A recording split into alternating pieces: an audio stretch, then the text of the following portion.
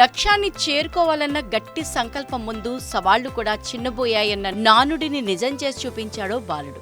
పశ్చిమ బెంగాల్ నదియా జిల్లాకు చెందిన శుభజిత్ బిశ్వాస్ 10వ తరగతి చదువుతున్నాడు. తల్లిదండ్రులు రోజువారీ కూలీలు.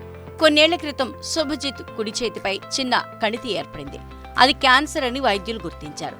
చికిత్స కోసం ఎంత డబ్బు ఖర్చు చేసినా ఫలితం లేకపోయింది. చివరకు గత డిసెంబర్లో శుభజిత్ కుడి చేతిని తొలగించారు. ఆ కుటుంబ ఆర్థిక పరిస్థితి మరింత క్షీణించింది. అయినా అతడు మాత్రం ధైర్యం కోల్పోలేదు. ఫిబ్రవరి మొదటి వారం నుంచి జరిగే 10వ తరగతి బోర్డు పరీక్షలకు సిద్ధమయ్యాడు.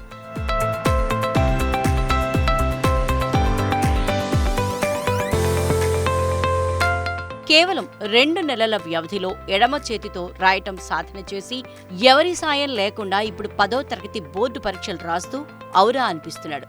శుభజిత్ పట్టుదల, కృషిని ఉపాధ్యాయులు ప్రశంసిస్తున్నారు. చేతిని కోల్పోయినప్పుడు ఎంతో బాధ కలిగిందని, పరీక్షల కోసం ఎడమ చేతితో రాయటం సాధన చేశానని శుభజిత్ అన్నాడు.